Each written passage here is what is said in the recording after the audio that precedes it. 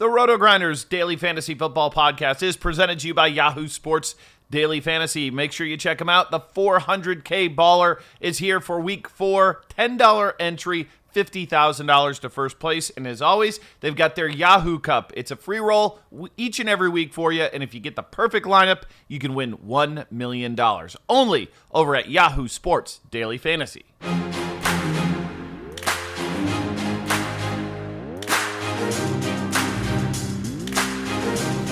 Hello, everyone, and welcome to the Week 3 NFL recap show, the joint production, dailyroto.com, sportsgrid.com, and RotoGrinders. My name is Davis Maddock, and I'm joined by my other fishy compatriots, Nate Noling and Sammy Reed. I have bad news for all of the listeners.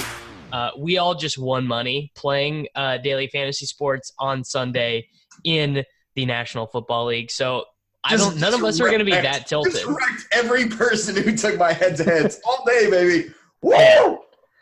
Now, Sammy and Nate's teams were better than mine points-wise, but I really can't wait to get into what Nate did with his lineup and just eviscerate him for his lineup that won, which, by the way, is what you guys did to me in Week 1, where I had a good team that won, and you guys were like, no you're a giant fish. Davis, I think me and Sammy have outscored you every week. No, I feel like I was the low man in Week 2. I got murked last week. Like, I'm super happy I won this week. I think I've been a high man every week. It would have been hard for you to not beat me last week, considering I swapped on to 3.8 Latavius Murray points. Oh yeah, no, that's right. Davis was the low man. Yeah, Davis was the low man. I had the most points. I had the most points in Week 1 though. No, you didn't. Yes, I did. Yeah, because you got San Francisco's D that ran 2 back. Like, I had like more. 20 more points than you. I will go back and go find the team. Davis Week 1 was 180s. We were like 160s. No, yeah. Nate, you are just wrong. Take the L. Just take the L. I'm gonna have to pull this up. Oh, this is the good stuff. Yeah, this is the good stuff. Okay, so. Let's start out. I think we actually all three had a different quarterback. So, Nate, you scored the most points. Who is your quarterback? What did you score, Nate? 210. Oh, this is brutal. Yeah, this is not what the people want. Jameis was the play, though. He wasn't, but go on. Jameis was clearly the play. He's 5 I mean, he was a play. He was not the play. Anytime you are embracing that much risk with a quarterback in cash, as someone who got 3 points from Big Ben last week, let me tell you, it ain't worth it. Okay. I thought Jameis was very clearly 5.4 the play. I think I was on Jameis Week 1, and it didn't work out so well, but I think Jameis is one of those guys who, at the end of the day, with a super wide range of outcomes, yeah. But at 5.4 versus a week deep, this is where you take him. Like, this is where. So I will say that this is actually sharp by Nate, and this pains me to say, but you didn't assign any emotional baggage because you douched you in Week 1. You were just hey, I think this is a good play. Doesn't matter what happened in the past. In this particular spot, I think it's good. I had a ton of him in tournaments. He was I think my third highest owned quarterback in tournaments, but I just wasn't even once thinking about him. I was the same way as you. I was the same way. I had a lot in tournaments, but not in cash. There were for me 4 playable cash game quarterbacks, and they were Dak Prescott, Josh Allen, Kyler Murray, and Kyle Allen. I thought those were the only guys who were playable in DK cash. Okay, I was at 2. I don't understand how you can talk about range of outcomes for Jameis being high, but then include Allen and Murray in that. Kyler's had 20 in every game. Yeah, what range of outcomes are you talking about with Kyler? In his 2 games at the NFL level, you're really going to say that Yeah, he played 2 good defenses and is going to lead the NFL in passing attempts and can run. Okay, but from a range of outcome standpoint, you still have to admit that 2 games does not give you enough from a standard deviation standpoint to I mean, I can just look at Kyler Murray and look at that offense and just know that he's not going to I feel very good about the fact that Kyler Murray is not going to get benched for Brett Hundley mid-game. I would not take it out of the equation that Jameis Winston could get benched for Blaine Gabbert after his third pick six. Nate, just because he's had 2 games, have you watched any of the film or no? He hasn't watched the film. He hasn't grinded it. You guys are such fish. I mean, I actually am being serious here. If you've watched Kyler play, you would know that what you're saying is absurd. 5 minutes in, watch the film, Nate. So This Nate, is bad. Nate, I had Jameis Winston projected for less fantasy points than Dak Prescott, less fantasy points than Josh Allen, and within 0.5 of Kyler Murray at the 50th percentile. And all of that would lead me to believe that playing him in cash, I mean, I don't like, I'm not ever going to say playing a quarterback in cash is bad. I just don't think that you made the optimal decision at quarterback. I think I could have played Kyle Allen at 4K just because I think that price tag was so low. Oh, I was so close, bro. I was so close. I swapped off of him this morning. Yeah. I think on DK, he was so low that I thought it was worth it. I could have played Josh Allen at 5'9", or I would have gone up to Dak at 6'5". But Kyler, I don't know, 5'8", I wouldn't have looked at Kyler. Who did you play, Sammy? I played Kyler. Yeah. Yeah, because I had Kyle Allen in this morning, and when we got the Burkhead news and I finally wiped the crust out of my eyes, I have all these texts from Davis at 8 in the morning, bro, you're not awake, you gotta read this news, and I'm like, oh snap. And I ended up. I picked him up in our league that we co-managed that I made such a horrible error with the auction. Yeah, that was actually sharp. Way to contribute. But I basically had Kyle Allen, Greg Olsen, and Chris Carson in. And when I swapped off Burkhead, that got me up to Ingram and Kyler Murray at the other 2 positions. Yeah, so I played Dak because I did not play Ezekiel Elliott. And if I wasn't going to play Ezekiel Elliott, I wasn't going to fade the 35 team total, basically. So I essentially figured one of those 2 guys was a lock in cash games. And Dak Prescott was projected for 2 more fantasy points than anyone else in my stuff. So it feels a little wild to me, Davis, that you spent, what was he, 6.4? Yeah. It feels a little wild that you spent 6.4 on a quarterback on this slate. I'm going to be honest with you.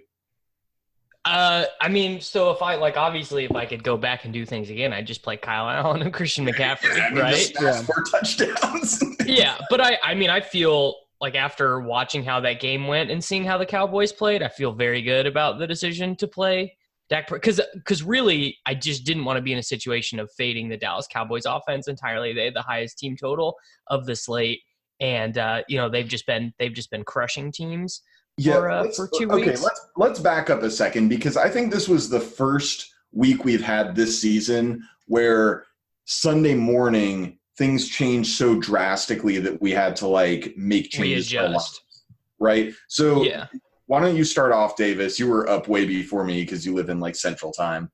What was kind of your reaction when you heard Burkhead news and you saw the Schefter tweets that Rashard Penny wasn't going to play, et cetera, et cetera? How did you? Yeah, so I really wish we wouldn't have gotten that. I wish somehow that news would have not come out. I wish I would have not known. But when I mean, I knew Rex was a lock. Rex was projected for 15 fantasy points at 3.9K. So I was like, okay, that means I'm moving out someone, right? And I don't know if that means I'm moving out Austin Eckler. I don't know if that means I'm moving out Ezekiel Elliott. I don't know if that means I'm moving out Frank, who, by the way, people got saved from playing Frank Gore in cash, because Frank Gore in cash was going to happen before. Frank Gore had a good game, bro. I mean, yeah, but you would have had to live with the stain of saying that you played Frank Gore, and also he didn't have a good game. He just fell into the end zone at the end. He had 89 yards and a touchdown, for 4.4. Whatever. Yeah. Anyway, so I was like, okay, Rex is a lock. And then the Chris Carson stuff comes out. And I mean, if you're giving him 80% of the backfield work for a team that just wants to pound the ball and was a 4.5 point favorite, it's just what are you going to do? And I was pretty comfortable not playing Ezekiel Elliott after thinking about it for a while because of Tony Pollard, right? Like I felt pretty confident that Tony Pollard, if this game was, 15, 20 points out of hand, that he was going to get the work. And that's Pollard what ended up happening. Did outscore Zeke, right? I think he outscored him by 0.4. I think is what ended up happening. But he got, maybe more because he got the 100-yard bonus and scored a touchdown. So yeah, bro. Oh, okay, yeah. Nate. How did you handle things this morning? Because you were like MIA, like a big donkey. Spoiler alert: Nate Noling played 4 wide receivers. So no, he didn't. So here's No, he didn't. Sammy. There was like 6 mega elite running back plays, and Nate just waved. He just threw a straight GPP team in cash. It was like Leroy Jenkins. So here's how I process.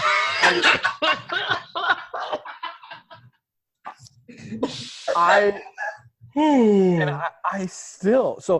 think the best play of the day was Aguilar for sure. Yes, I said agreed. Aguilar was, and I actually all week thought that the wide receiver value was the better value than the running back value on the slate. I liked Aguilar, I liked Fitz, and I thought Allen was a lock. And then my running backs that I was interested in was, up top it was McCaffrey, Eckler. I wasn't as interested in Zeke as some, so it was clearly McCaffrey for me. So it was McCaffrey, Eckler, and then when news came out, I got interested in Carson. With Penny out, Carson became the other guy that I was really interested in. Okay. So I gotta say, so Nate faded the number 1 value of the slate. This, by the way, where this ends is that he didn't play Rex Burkhead, who was no, I didn't play Rex Burkhead. I was gonna say, just this is unbelievable so far. Like where unbelievable, dude. So that was where I was looking, and then You should delete your account. No, the 2 running backs. The 2 running backs that I was struggling between was Phillip Lindsay and Rex Burkhead. And I was on Lindsay all week. And I know Sammy, me, and you went back and forth because Lindsay coming into this week had above 50% rushing attempt share. And I think he had 13 targets coming into the week. And I said every other running back who's gotten nearly the workload that he has is priced like $6K and above. Lindsay's a clear value for his opportunity here. But yes, and mea culpa, like I told Nate he was a fish for even thinking about Phillip Lindsay, and then Lindsay was one of the top 3 overall scorers on the entire slate. Because my lineup up until probably 30 minutes before lock was Winston, Lindsay, McCaffrey, Carson, Aguilar, Fitz, Allen, Ertz, and Cowboys D. But with the Burkhead news, with the White news, I was really looking at it. But the guy who actually popped the most after the White news was Edelman. Edelman jumped up to the top of my wide receiver rankings after looking at it. Yeah, so how a normal person deals with that is they chose to replace the worst of the wide receiver values with the best of the wide receiver values, which was pretty obvious because I think me and Sammy played the same 3 wide receivers, and I think everyone good at DFS probably did the same thing. They played Julian Edelman, Keenan Allen, and Nelson Aguilar. I did not play Edelman. Oh my God! I think not playing Edelman was a mistake. Sammy. Not playing Edelman was not good. You got lucky. Edelman literally had 19 through 2, and honestly, Rex Burkhead wouldn't have gotten as much touches as he did if Edelman didn't go out, because those targets are Edelman's targets. And this is what I said at literal lock. I said Edelman will smash with no Gronk, with no AB, with no Gronk. Like we're still including Gronk in the samples of what to do with the Patriots. It's only Sammy, been 2 games before this that Gronk had So, Sammy, why did you keep Fitzgerald in? How much was Edelman? 6,300.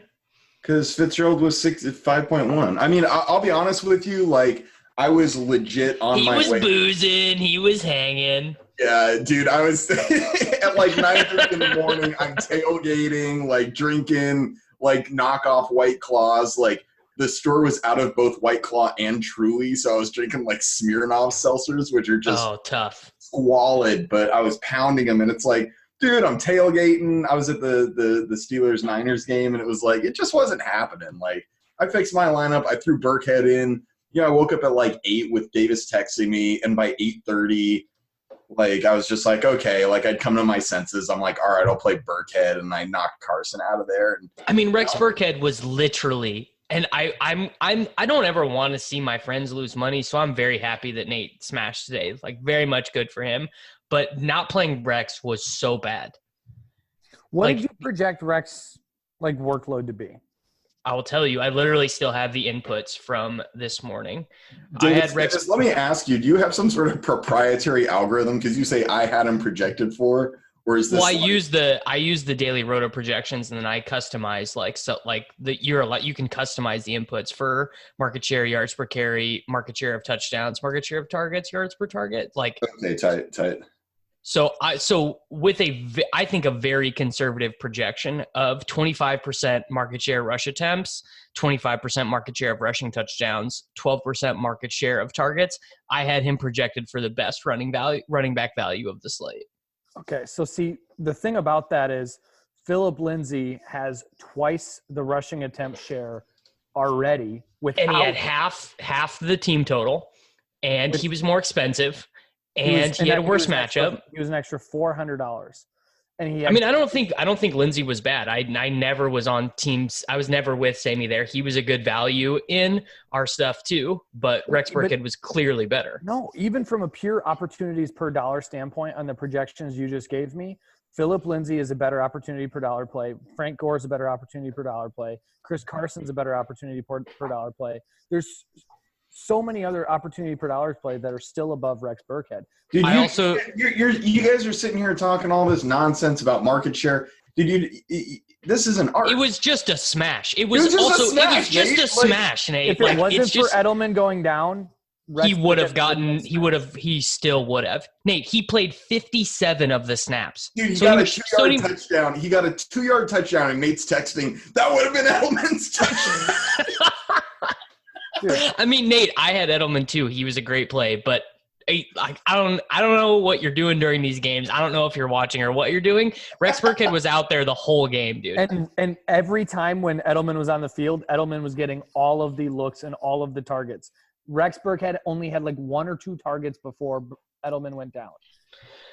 Well, you know what? I probably would take the under on a 25 catch game for Rex Burkhead for Julian Edelman. So I think he still would have been good in the second half. But no, I don't think that him going out and also Rex Burkhead had like 8 fantasy points at half anyway too. Like it's not like he would have been some sort of sick bust.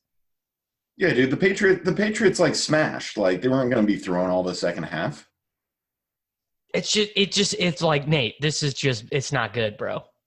Dude, the Patriots throw to their running backs all the time, and their number 1 pass catching running back is dust, and there's like almost a min-price guy stepping in who also rushes the ball, and they sometimes give him goal line carries for 3.9. Like Nate, if like 85. If you looked at the James White news and your first move was to say, I want Rex Burkhead instead of Edelman, I think you made a mistake. I had Edelman too. I had Edelman projected for the most fantasy points of any wide receiver, and that was who I played. Then I really don't have a problem with playing Rex as well as playing Edelman. I'm saying if you played Rex and you didn't look at Edelman as the guy who was getting the bump here, you made a mistake.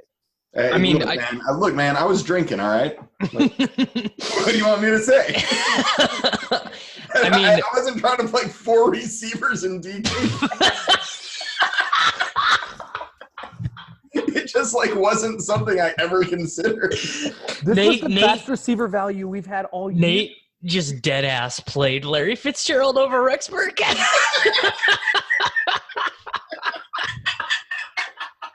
Just what would you have done with $1,200 more, Nate? Could have played Patrick Mahomes.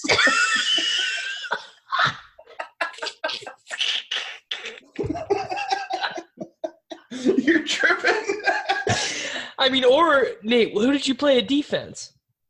Patriots. No. Oh my God! No, yes. I played the Patriots defense too.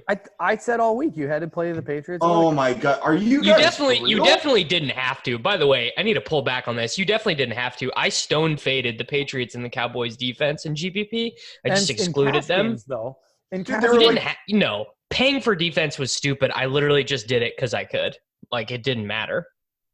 Okay, that's actually a legitimate reason. I don't see the case for like paying like $4 grand. No, I wasn't like trying to like work it in. It literally was a case of like, okay, I'm fading Zeke anyways. I'm playing Dak Prescott, and everyone's gonna play Ertz and Cash, which by the way feels so horrible. Like playing Zach. Okay, well we gotta talk about Nate's decision making process. We got more stuff. We'll roll this back.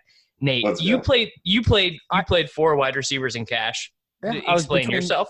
I was between two teams. I told you I was between the Phillip Lindsay CMC and Carson team, or I felt best about CMC and Carson, and so I just rolled those as my 2 running backs. I didn't feel comfortable fading one of the 4 wide receiver values, and I think it was the best wide receiver value we're gonna have all year. I think Aguilar and Allen and Edelman were all locks, and then I just couldn't get off of Fitz. I mean, playing a wide receiver over a running back in Cash is so bad. Yeah, bro, your projection system is going to spit out a median baseline, but like the range of outcomes there, the floor is just so much lower with the wide receiver. Like that's not good. Here, Nate, I'm gonna go run this on the 10th percentile. You tell me, what do you think Larry Fitzgerald's 10th percentile projection is? Let me pull up what I would have had for him. Sammy, you're right. It's 4.5 points. What do you think Rex Burkhead's 10th percentile was? 6.5. No, it was like 5.8. Yeah. But it's just very clear why that would be. Like, it is just insane. Like, Nate, if you're going to tell us, like, you're not convinced by Kyler and you didn't think Kyler was a play in Cash, I don't know how you're going to tell us that you're just, like, ready to go all in on Larry Fitzgerald over the obvious running back value. By the way, we haven't even gotten to this. Nate faded Austin Eckler, who is getting, like, 30% market share of the Chargers' targets and all the goal line carries. I also faded CMC. Austin Eckler. Most people did. Most people didn't play CMC this week. CMC ended up like it was. I don't understand why so many people played Zeke and nobody looked at Eckler and CMC. Zeke was the chalk, Davis. It's not even about Eckler. Being a parent can be really challenging. Child and Family Resource Network focuses on connecting pregnant parents and those with kids under the age of 5 with free support services to help them on their parenting journey. Everyone deserves someone they can turn to for help with parenting. Visit childandfamilyresourcenetwork.org today. You were in the minority with Eckler over. Well, I don't care if I was in. I mean, yeah, like Eckler to me was the first guy in. Like, Eckler to me should have been priced up with Zeke and Christian McCaffrey and was not. He had his stone floor game, like literally his stone floor game in terms of touches, red zone involvement, everything, and he got 15. So let me step back for a second and talk about something that you guys, or at least you did, Davis, that I'm not the biggest fan of. Obviously, Nate played 4 receivers, so that's fish. But something that you did, Davis, is you played – oh, no, you didn't play the Cardinal stack, but you played 2 Philadelphia Eagles, and then you played 2 Chargers. Patriots and 2 Chargers. And you had And I just think that's like in Cash, you're kind of like lowering your floor a little bit. So I think you're really lowering your floor when it's a team like the Oakland Raiders, when it's a team like the Denver Broncos or whatever, where it's like you really could never realistically expect at a 50th percentile for 2 of those guys to go over 20. I imagine if you go and look at the New England Patriots historically, or this version of the Dallas Cowboys, or this version of the Kansas City Chiefs, you're going to see a lot of iterations of guys who are, way getting past 15 DK points. And a big reason why I felt comfortable about the Eagles guys in particular is because I expected their passing tree to be super narrow. I basically expected the passing tree to be Ertz, then Aguilar, and then, I kind of expected like 50 to 60% of the market share of the team's targets to go there. And on actually, I think it's probably worse on FanDuel to do that, where you're relying more on touchdowns, but on DraftKings, where those dudes could get like, if those dudes just like get 14 receptions amongst the 2 of them, it kind of doesn't even matter what happens after that. That's fair, and especially from the Chargers standpoint specifically, like I think it's more than fine because they're just like all in on those. They guys. got two dudes that they're using. Yeah, and like an occasional bomb to Williams. Yeah. And I mean the Patriots, Patriots lose like their third guy and like their third leader in targets.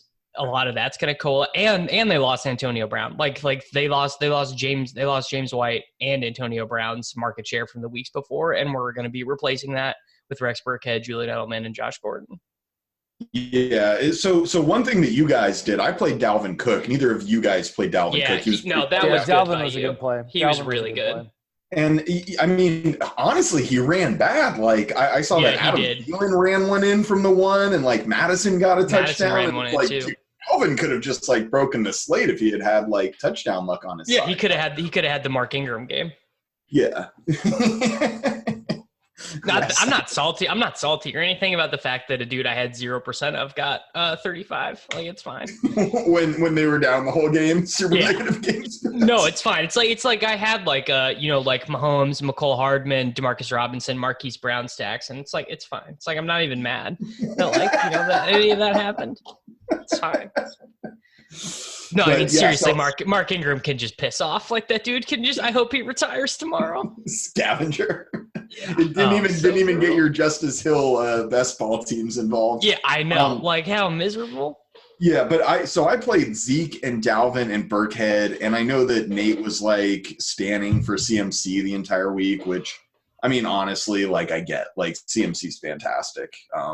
And he smashed super hard. But I just felt there was like such an enormous floor for Dalvin and Zeke with like giant team totals at home as giant favorites. Like these guys were just locks for bonuses and they got them, you know? Yeah. So that's kind of why I felt comfortable with those guys as opposed to a guy like Eckler. Like Eckler does get a lot of receptions, but he's also doesn't get the bonus very often. Like that's not his gig. He's like a 60 guy, you know, which is great. But but when you're getting 7 receptions, I'm not tilting the bonus too hard. So for sure. Like I didn't think they were significantly better, but I just felt like I don't know, better. No, I mean I thought Cook was really strong, so I'm not like I mean to me Eckler on DK is just like if they're gonna price him like this, like whatever, dude, I'm just gonna keep playing him. I'm not against Eckler. I think for me, I look at like the Zeke, I think for me, looking at how he's being used this year. Yeah, they're really was. Mm-hmm, and I think they're really pulling back. Like, one of the metrics that I look at the most is just looking at expected points. And when you look at like expected points metrics, Zeke is not this bell cow that he has been in the past. Like right now, if you look at running backs that are leading, because he missed training camp, bro. From an expected, he's no, that's not why. It's because Tony Pollard is too good to not play. 7% target share right now. CMC, Lev Bell, Austin Eckler, Alvin Kamara are the top 4 in the DK expected points. When you look at their and all of them have a target share above 15%, and then you go down and you see Zeke, Mac, and Derrick Henry down at like 7%. That's who Zeke's usage is looking like. He's not the Zeke of old. And I think when you're paying 8 point whatever he was, you need McCaffrey, Bell, Eckler type Kamara usage where they're going to get high floor because of the targets with the upside. Because that's the thing that I think most people don't get about these high reception guys on DK, these high reception running backs. Their ceiling is just scoring touchdowns on these. It's the floor that they get from these targets and stuff like that. So and I'll be honest, like I just didn't want to not have any shares of Dallas, and I thought that Zeke obviously had a good floor, but had a massive ceiling. Like if he had scored 3 touchdowns here, if like Dak ran one in and Amari caught 2, like you know, 1 or 2 of those or 3 of those could have very easily gone his direction. Yeah, it's just remind me to never play freaking Carson again. Carson is terrible. I don't know what I was doing with Carson. I get it. I had Carson in this morning. He was going to be my third. He was going to be my flex. I just thought he was going to see like. I didn't even run bad. I just played bad. Chris Carson projected sucks. for above 15% target share and the like 60-something% rushing attempts share, which was like total smash at 5'9", but he's just terrible. Yeah, he's horrible. CJ Prosise better. Yeah. Travis Homer probably better. Russell Wilson definitely better at running than Chris Carson. And it's just like, why would I play a running back who just is so blatantly horrible? Like, what am I doing? Just had to watch more film to like get it, bro. Yeah, it's just like, I dude, should have literally just played Phillip Lindsay. I wanted to all week and I didn't. This is a true thing about Chris Carson. He got benched as a senior in college for a true freshman running back. Like, that just happened. Who was the running back? Justice Hill. Oh, the Baltimore Ravens. He came as an 18-year-old and ran for 1,000 yards. But all Chris Carson was in college was like Chris Carson in college was Jeff Wilson Jr. for the San Francisco 49ers. Now, he literally just came in to score the touchdowns. Jeff Wilson Jr., by the way, just the absolute plague of my life, because I have Raheem Mostert or Matt Breida in literally every league I play in, and Jeff Wilson is just like completely ruining how good that could be. There's nothing more tilting than being in a sea of Niners fans wearing your Palomalu jersey and Jeff Wilson Jr.'s powering into the end zone, and everyone's just like laughing at me. It's just so egregious. Terrible experience. Dude, how bad was Mason Rudolph in person? It didn't look good. It didn't look good. Man, that is one thing that's going to be interesting. That James Washington narrative did not come to fruition. Yeah. So here's, I think this is, to me, pretty interesting that a lot of people are going to feel, some false confidence in the Kyle Allen game, in the Daniel Jones game. Like, I think there's going to be a lot of people thinking that these new quarterbacks are just like ready to go when, like, I mean, we've seen this from Jared Goff. We've seen this from Baker Mayfield, where these dudes look great in one game, and then the next game they're literally just like running for their lives because they're so scared of getting hit. But not Kyler Murray. Kyler Murray's fine. Kyler Murray's not afraid of anything, dude. He's a quarterback who's 5'8". He's used to being hit. It's Davis's spirit animal. Yeah, I mean, dude, Kyler Murray that's actually a big thing, Nate, is they've called designed runs for him today. Does that change your mind on how to use him going forward? I mean, again, I'm not an anti-Kyler Murray. He went from having no running to 70 rushing yards today. Yeah, I'm not anti-Kyler Murray. He's obviously talented. I'm just saying, to pretend like 2 games gives you an adequate sample to judge his range of outcomes. Nate, I watched every minute of his college games. How many minutes did you watch, Nate? How many minutes did you watch, Nate? Not even dignifying. Nate, he was the best quarterback in college football history. Ever. I need you to know this. He literally ran for like 1,000 yards, bro. He ran for 1,000 yards and broke the record for adjusted yards per attempt in the same season. Yeah, you have your process, and your process leads you to fade guys like Antonio Brown for years and years and years based on my college metrics. I have my process, which is based on looking at NFL data. Nate, I think the under on 100 receptions might hit for Antonio Brown. Nate just throws out Antonio Brown.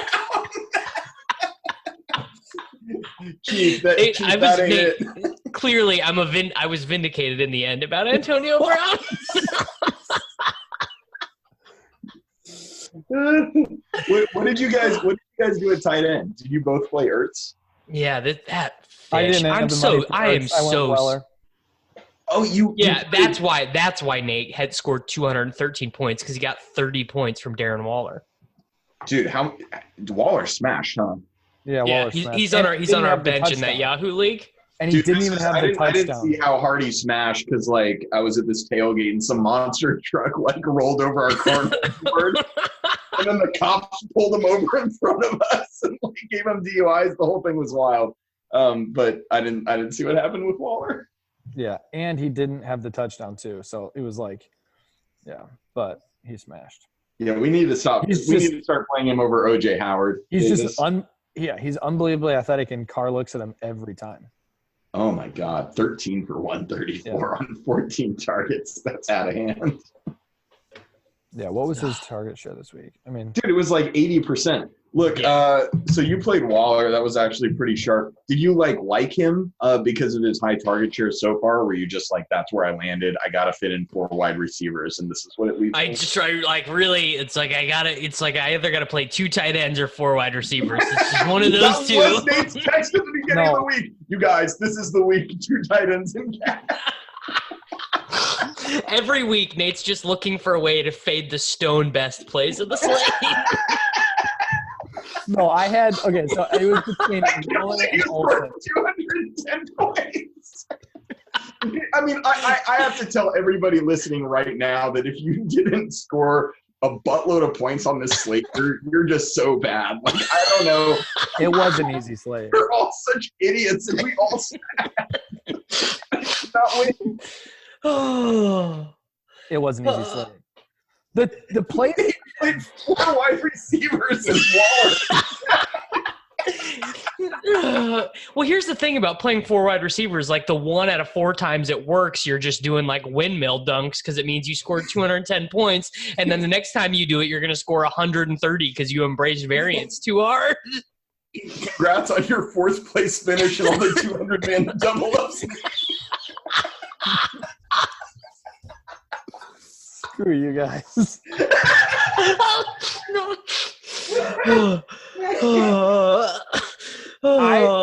I will say this. I don't think you guys understand that the usage of running backs this year is not what it was last year. That's why they're even better plays, Nate. That's literally the point we're making, is because so many plays are so bad. That's why the ones that are going to get the work are even better plays. No, last year, if you sorted by any week, what is who's leading in overall actual opportunity or DK expected points, you're going to see 7 running backs on that list. This year, it's more wide receivers on that list than there are running backs. There are the wide receiver target. Hey, sick 2-week trend, Nate. No, well, I will say this. Nate is making a point that I do think is valid, that like the high-end wide receivers were all priced at like $7,000, $7,200, and the high-priced running backs were all like high $8,000. And there is a lot of value in the top-end receivers. Like, that is for sure in comparison. It was definitely a good week to play a lot of guys in tournaments. This week there was more wide receiver. Like, if you didn't look at anything other than just dollar and opportunity, there was more wide receiver value per dollar than there was in running back. And almost every other week, that's the opposite. But this week it was tilted. People ended up playing guys like Frank Gore and Cash who don't get high value opportunities. Well, anyone who played like Gore after the Rex Burkhead, Chris Carson stuff is like, you faded guys like at 5.1 with Larry Fitzgerald, who's leading the league. He's like top 6 in the league of opportunity when you look at like where he's getting his targets on the field. It's insane, the value that we had this week. And people like Keenan Allen is literally like leading the league in opportunity. Yeah, everyone agreed that Keenan Allen and Julian Edelman and Nelson Aguilar were locks. It's just that you shouldn't play a 4th one. Only 28% owned in cash. I know. That's what I'm saying. It was that was amazing. Davis, you are not realizing that we are behind the trend with this, running backs always have the best per dollar opportunity, because yes, last year that was true. The last 2 years that's been true. I have not played 3 running back, or I have not done 3 running back wide receiver construction in cash in a long time. This week it was the case. What's wrong? Might be next week. I haven't looked at salaries next week. If DK continues to misprice wide receiver value and overprice running backs, it's going to be the case again. All right, I want to before we get out of here. Let's just talk about defense real quick. We didn't talk about tight end enough. How were more people not on Olsen? Because Olsen was the other guy I was looking at if I wasn't going to play. He was good. He was good for tournaments. No, Olsen was a great play. Olsen. Yeah. Here's the thing. So I thought he was clearly the best low price tight end play. I had him in my lineup before I tinkered this morning. You didn't try and get TJ Hawkinson in this week? Listen, we're gonna not talk about old stuff. We're gonna move forward amicably. He had seen 9 targets each of the first 2 weeks, and Arizona. I mean, you just wanted shares of this Arizona-Carolina game because they ran at such a fast pace. And I don't put a ton of stock into tight end matchups, but I think it was pretty clear that like Arizona can't cover the tight end at all. And he was 3.7. Like, it just made a lot of sense. He was a really good play. I mean, I had instant regrets on Zach Ertz just watching him play because the dude runs like he's got a soggy, like, he sucks, dude. Yeah. Like, what did they see in him? The only reason I didn't just tilt my face off that Olsen smashed so hard is because I ended up getting to Evan Ingram in cash, and he did great. My God. You just are running like God.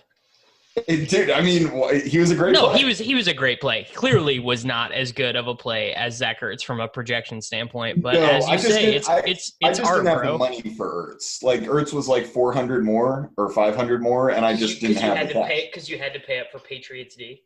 No, I played the Chiefs D.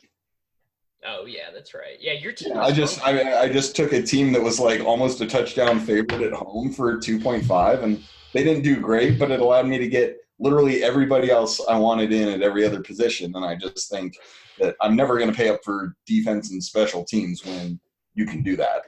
Yeah. So, I mean, obviously, I wish I would have played Evan Ingram instead of Zach Ertz. It was definitely run good. Like, I didn't think he was a better play than Kittle or Ertz. I thought they were all but he was similar. I view him in the similar vein though. So that's fair. Yeah. They were just all in the same tier. I thought any one of them could have smashed, and I did run pretty good to have the one that did smash. Yeah. Yeah. But Ingram was a fine play. Zach Ertz sucks, dude. He literally just catches the ball and falls He wasn't down. a bad play, though. He wasn't, but he just, like, I hate playing guys like that who I just don't think are good. Well, also they're playing like literally. They're playing like slow-ass Detroit, right? And, you know, now you're playing two Eagles. And if you feel great about that with Philly, okay, but I don't think they're that good. They threw enough passes where it shouldn't have mattered. They threw a ton of passes in this game. No, he threw 36. It wasn't that many. That's pretty good. That's more than we had him projected for. In your proprietary models? I mean, no, all the inputs are from Drew and Mike. I'm not touching those. It's their bad. It's their bad on Ertz. I mean, Ertz had. Who thought that Mac Hollins and Zach Ertz were going to see the same target share? You know, Mac Hollins, by the way, had an egregious game. 2 offensive pass interferences. Like, he sucks. He is not good. So that's my thing on. Do you guys think it's interesting? I don't know actually if this is true or if it's just like my feeling. Is cash ownership more concentrated this year than ever before? I feel like these numbers that I'm seeing on some of these guys is insane. I thought it was, and then I saw that Keenan Allen wasn't even 50% owned, so maybe not. Like, I thought that way the last 2 weeks. Dude, if I look at my lineup, Kyler was 13.5, Dalvin was 35. Quarterbacks will never be like that. Ingram was 8.5. Burkhead was 9.6. I mean, come on, guys. What's going on out there? A lot of people played 4 wide receivers in cash instead. No, a lot of people played almost 50% of people played Zeke. 50+% played Aguilar. Cook was 30-something%. So I'm just surprised. I mean, it just seems like there's a lot more concentrated ownership on some of these guys. I just think groupthink is so strong where it's just like, this guy's a good play and everybody is just on him, you know, and doesn't have to be numbers based, doesn't have to be opportunity based, doesn't have to be anything other than just like, this is where the chalk ownership is. And I think, I don't know. All right. What do you guys, I'm going to ask you a couple questions about next week's prices. Then we're going to shut it down. What do you think Daniel Jones costs and what do you think he should cost, Sammy? Oh, what's the matchup? Jones is playing at home to Washington. He's 5.7 and he should be like 5.2. He's 5.3. Yeah. I'll play him. Okay. Yeah, that's good. Kyle Allen, 5.2 at Houston. I prefer Jones, I think. Yeah. So no Ezekiel Elliott this week. Where do you think Austin Eckler is at Miami? Nate. 8K. 8K. Oh God. Yeah. 8.2. 8K flat. Do you think that he's a play? Yeah, I think he's still in play. Eckler's the guy. Eckler, CMC, those guys are still. He did play less snaps in this game. Justin Jackson played more in this game than he had in the first 2. Yeah, but he's still. I mean, his workload. So here's just the most amazing thing. what would Todd Gurley have to do to actually be priced at a level where he would maybe be playable? I would want to see an EKG printout that shows that he still has a heartbeat. I mean, dude, he has been so bad. He's done. He looks like the dude from the Last Crusade who drank from the wrong Holy Grail. Like his game against the Browns, a game that they won, 14 carries for 43 yards, 1 target, 0 receptions, 0 yards. It's like, dude, it's over for him. He does. Yeah, it's over. Some other interesting guys. Mark Ingram at home, 6,600 coming off of the 3-touchdown road game. Against who? Against who, yeah. Against the Cleveland Browns. Who everyone just saw. 0%. Yeah. We don't like him because he doesn't catch passes. Yeah, I don't, especially at 6'6", but he might score 2 touchdowns and smash. Great week we have here. Who do you think Seattle plays the Arizona Cardinals, which means Chris Carson's going to come back into our life? No, that means Will Dissly is going to be a lock. Oh, Will Dissly is going to be 60% owned in cash games? Yeah, John Dissly. And Lockett's going to be the talk. How many new phone Who Dissly jokes are we going to see on Twitter throughout the week? How many people are going to be mad when Will Dissly gets no points? Probably me. He's still Will Dissly. I mean, I'm the. All right, what do you think? What do you think is a fair price for Tyler Lockett at the Arizona Cardinals? 6.5. 6.3 at the Arizona Cardinals. Mike Evans, a week after he blew the world up, he's 7,100. And Chris Godwin has moved down to 6,000. So they really adjusted Godwin down. Oh, people are going to smash Godwin in GPPs. Yeah. They're just going to seesaw this, and that's probably the right thing to do, honestly. Kenny Golladay is 5,900 at home to the Kansas City Chiefs. Larry Fitzgerald is 5,600. DJ Moore is also 5,600. That I might be tempted to play him in cash. might be tempted to play 4 wide receivers in cash. Oh, I mean, clearly I got to play. Well, so Wayne Gallman, 4,600 at home to Washington. Did Saquon get hurt? Yeah, Saquon's out. High ankle sprain. Oh, no way. Yeah, it's crazy that Daniel Jones was able to play so well without that running back in the backfield next to him. You never would have thought. I'm surprised you haven't taken your victory lap here. Well, I can't really take that much. I can't make that much of a victory lap because I watched Jones in college and I thought he was one of the worst quarterbacks I've ever seen. Doesn't matter. It's Saquon went out and they still won. Well, it's almost like you shouldn't. It's almost like you shouldn't spend a high pick on a running back. Yeah, this is going to be a solid Davis versus draft sheet week yet again. Yeah. What's Keenan priced at next week? Keenan is priced at still 7,600. I mean, dude, probably. Yeah. The dude is literally – he had a 36% target share this week. All right, let's see if we can – all right, this is the last thing we're going to do. Then we're going to go. Let's see if we can just build a little team. Daniel Jones, we agree 5,300 at quarterback. I'll allow it. I'll allow it for now. I'm not going to say I'm going to put my dollars behind it. How much is Rivers? Rivers is, 62. Kyler's 6. Okay. Anyway, running back, Wayne Gallman. I think he's a lock, right? They don't even have a third running back they use. They have Rod Smith as their third running back, but they cut Paul Perkins, and their other running back is a fullback by the name of Elijah Penny. Yeah, I don't see how this could go wrong. Dude, I don't know. If he was still priced, he's 4.6. Yeah, the thing is he's not 3,000. Yeah. He's 4.6. I don't think I'm going there. I bet he's still going to be pretty good. Philip Lindsay's 5,200. Let's just jam in Eckler, bro. Yeah. Okay, we're jamming in Eckler, and we're playing Keenan. Nate, what do you think your boy Waller is at Indianapolis?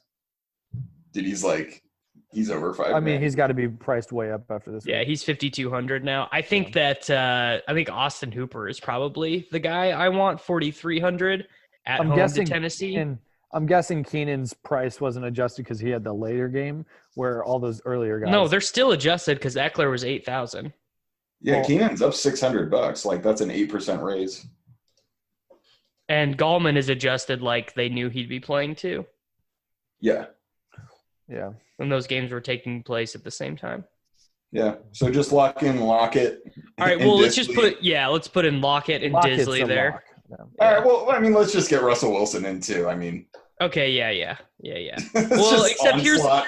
here's the thing. Every Seattle player besides Carson. I don't know if can Arizona get a lead to make Seattle throw, because Seattle doesn't like to throw until they get behind. That's true. Let's get defense here to make this easier. Not the Bears. There'll be no passing attempts in that game. Ravens after what I just watched Baker Mayfield do. Ravens defense. All right, we got 10.6 for a wide receiver and a flex. Oh man, Sammy, what do you think Josh Gordon is on the road against Buffalo? Oh, dude, he's gonna be like 4.7. No, dude, he's 5'9". They really adjusted him. Did he like smash later in that game?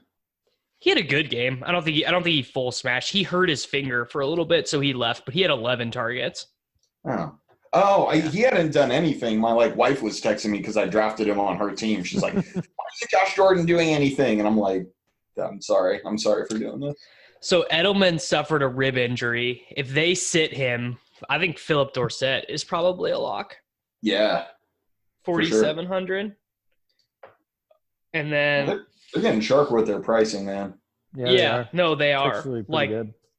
The only price I see that's bad is Chris Carson at 5,700 because he should be $3K. He should either be Keenan's a value there. Carson should either be free, like just so cheap, or so expensive that I'm not interested in playing him at all. Those are the only two things. Because if he's 5,700 still, and that is like I'm gonna play him. So what can you do? Carson in the GPP. Carson in a GPP. All right, boys, that's going to do it for us here at the RotoGrinders Daily Roto combination simulcast podcast, the Gillcast. I hope that you guys enjoyed it. I'm sorry that we all won this week. Hopefully next week, Nate will play 4 wide receivers and cash again and see the downside of that strategy. Or maybe I'll play Kyler Murray against the Seattle Seahawks and rue that decision. Only time will tell. We'll be back though.